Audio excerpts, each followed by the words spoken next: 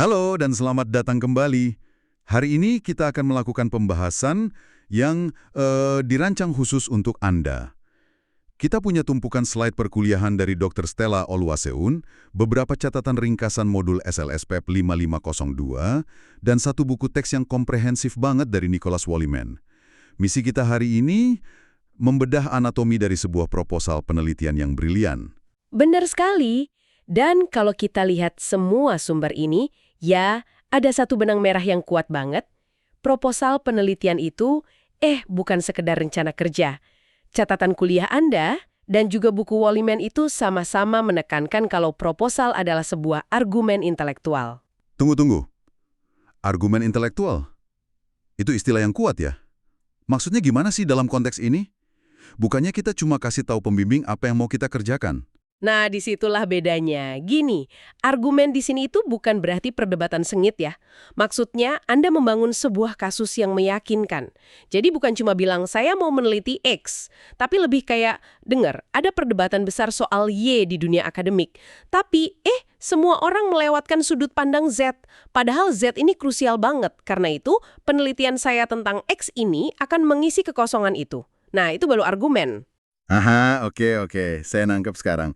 Jadi ini soal meyakinkan pembaca kalau penelitian kita itu bukan cuma menarik, tapi juga penting. Oke, mari kita bongkar ini. Kita bagi jadi 3 bagian utama ya, sesuai alur di materi Anda. Mengapa? Menemukan masalah penelitian yang punya gigitan. Bagaimana? Membangun argumen yang solid. Dan apa elemen-elemen inti dari proposalnya. Tujuannya biar tugas berat ini jadi perjalanan intelektual yang, ya, semoga saja menyenangkan. Mari mulai dari dasar, dari mengapa. Buku Wolleman itu kan mengingatkan kita apa itu penelitian dan apa yang bukan. Ini bukan sekedar kumpulin fakta atau mindahin dari Wikipedia ke Word gitu. Katanya, ini investigasi yang sistematis, terkontrol, dan kritis. Dan bagian kritis itulah kuncinya. Ini nyambung banget sama tujuan modul Anda, SLSPB 5502. Tujuannya bukan cuma biar Anda bisa nulis proposal, tapi biar Anda paham hubungan erat antara masalah, pertanyaan, dan metode yang Anda pilih. Ini soal interpretasi kan, bukan cuma ngumpulin info. Anda harus bisa jawab, so what? Kenapa ini penting? Tepat, pertanyaan so what? Dan itu membawa kita ke jantung dari mengapa. Menemukan masalah penelitian. Wolleman kasih daftar periksa yang berguna banget soal apa yang bikin masalah penelitian itu bagus. Pertama, harus menarik buat Anda pribadi. Kan Anda bakal hidup sama topik ini lama. Betul. Kedua, harus signifikan, punya kontribusi. Bukan cuma menjawab rasa penasaran yang, ya sepele. Ketiga, dan ini penting, ruang lingkupnya harus jelas dan terbatas. Jangan coba-coba merebus samudra. Dan ada satu lagi yang ditekankan banget di slide dan catatan Anda. Keunikan dan orisinalitas pemikiran. Ini bukan cuma nemuin masalah apapun, tapi masalah yang bikin karya Anda menonjol. Catatan Anda bahkan bilang proposal kayak gini itu dipakai buat ajukan dana dan beasiswa. Jadi, orisinalitas itu mata uang yang berharga. Tapi orisinal itu kedengarannya menakutkan sih. Kayak kita harus nemuin sesuatu yang belum pernah kepikiran sama siapapun di bumi ini. Ada tips praktis nggak dari Wolleman atau dosen Anda soal cara cari celah orisinal ini? Oh, tentu saja. Orisinalitas itu nggak selalu berarti penemuan revolusioner kok. Seringkali orisinalitas itu datang dari sudut pandang baru.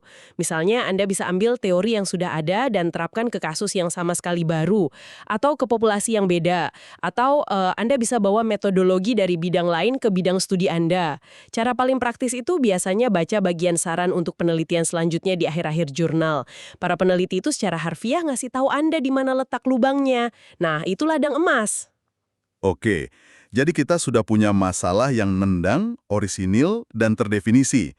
Tapi masalah bagus pun percuma kalau argumennya nggak kokoh kan? Nah, disinilah kita masuk ke bagian bagaimana. Tepat sekali. Ini panggungnya tinjauan pustaka. Menurut Wolleman, ini sama sekali bukan daftar bacaan atau ringkasan buku satu persatu. Anda perlu baca secara kritis. Artinya Anda harus jadi kayak detektif gitu. Anda analisis argumen penulis lain, cari asumsi tersembunyi di baliknya, dan bandingkan dengan karya lain yang mungkin berseberangan. Nah, itu sejalan sama catatan Anda yang bilang, Anda perlu memahami filosofi yang memandu penelitian Anda. Awalnya saya pikir ini abstrak banget, tapi sekarang masuk akal. Jadi tinjauan pustaka itu tempat kita nunjukin kalau kita bukan cuma tahu apa kata orang, tapi juga kenapa mereka bilang begitu. Dan di mana posisi kita. Persis, tinjauan pustaka itu justifikasi intelektual atas pilihan-pilihan Anda nanti. Anda seolah bilang ke pembaca, saya sudah kerjakan PR saya. Saya tahu peta perdebatan di bidang ini, dan inilah lokasi di mana saya akan membangun rumah penelitian saya. Tapi secara praktis, ngerjain PR itu bisa bikin pusing kepala. Kita bisa berhadapan sama 50 artikel dan 10 buku. Gimana cara menangani semua info ini tanpa kehilangan akal sehat? Disinilah teknik membaca strategis dari Walliman sangat membantu.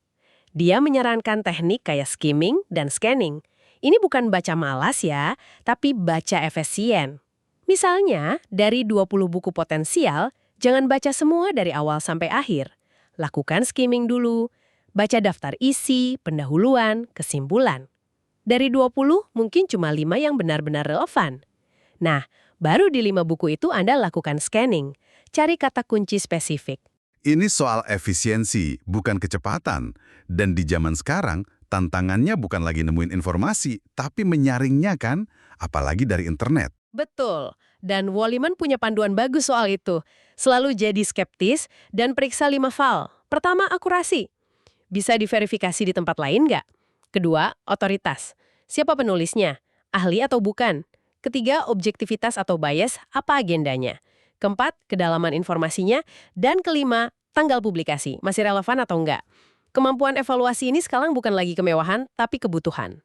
Oke, jadi kita udah punya mengapa yang kuat dan bagaimana yang terstruktur. Sekarang, ayo bahas bagian apa? Struktur konkret dari proposalnya. Slide perkuliahan Anda itu menyajikan urutan yang jelas banget, kayak peta jalan. Masalah penelitian, pertanyaan, sampel, data, analisis, penulisan, diseminasi. Sangat lugas. Sangat lugas, tapi ada satu elemen yang kayak hantu. Dia ada di setiap langkah, tapi sering dibicarakan di akhir. Etika. Semua sumber Anda menekankan ini.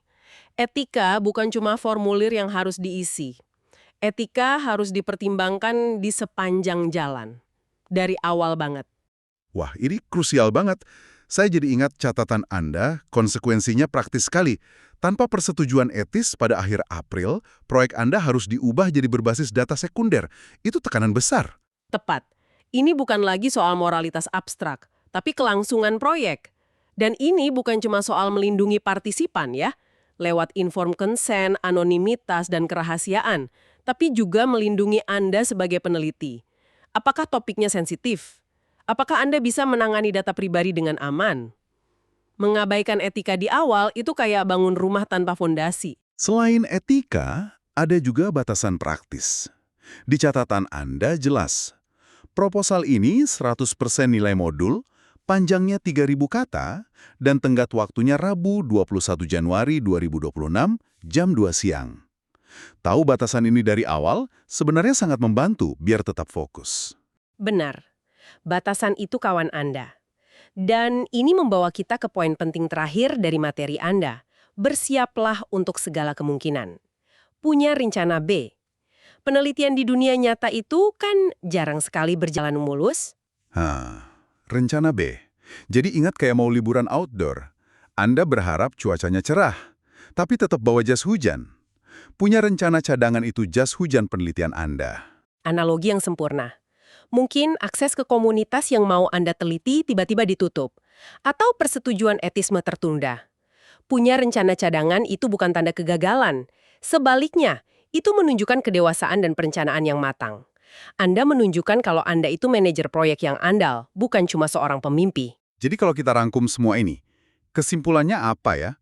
Proposal Anda itu intinya sebuah argumen yang meyakinkan, bukan sekedar daftar tugas. Mulai dengan mengapa, masalah yang unik, bangun dengan bagaimana yang kritis, dan susun dalam apa yang solid, dengan etika sebagai fondasinya. Sebagai penutup, saya mau kasih satu pemikiran provokatif dari buku Walliman yang bisa bawa proposal Anda ke level selanjutnya. Dia membahas berbagai jenis teori. Ada yang berupa kumpulan hukum, ada yang aksiomatik, dan ada juga yang menjelaskan proses kausal. Oke, itu kedengarannya teoritis banget. Bisa dipecah sedikit nggak? Tentu. Anggap saja gini, Teori kumpulan hukum itu kayak coba nemuin hukum gravitasi di ilmu sosial. Pernyataan universal gitu, kayak permintaan naik, harga naik. Teori aksiomatik berangkat dari beberapa premis dasar, lalu secara logis menurunkan proposisi lain. Dan proses kausal itu yang paling umum, mencoba menjelaskan gimana A menyebabkan B. Nah, saat Anda susun proposal, jangan cuma mikirin metode apa yang akan Anda pakai. Coba tanya diri sendiri, jenis teori seperti apa yang ingin saya bangun atau tantang? Pertanyaan yang menarik. Jadi, apakah saya mencoba menemukan aturan umum atau melacak sebuah proses sebab akibat? Tepat sekali. Jawaban atas pertanyaan itu akan membentuk keseluruhan proyek Anda secara fundamental.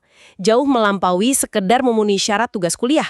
Ini akan memberi arah intelektual yang lebih dalam. Pertanyaan yang sangat bagus untuk direnungkan saat mulai menulis. Terima kasih sudah bergabung dalam pembahasan mendalam kali ini.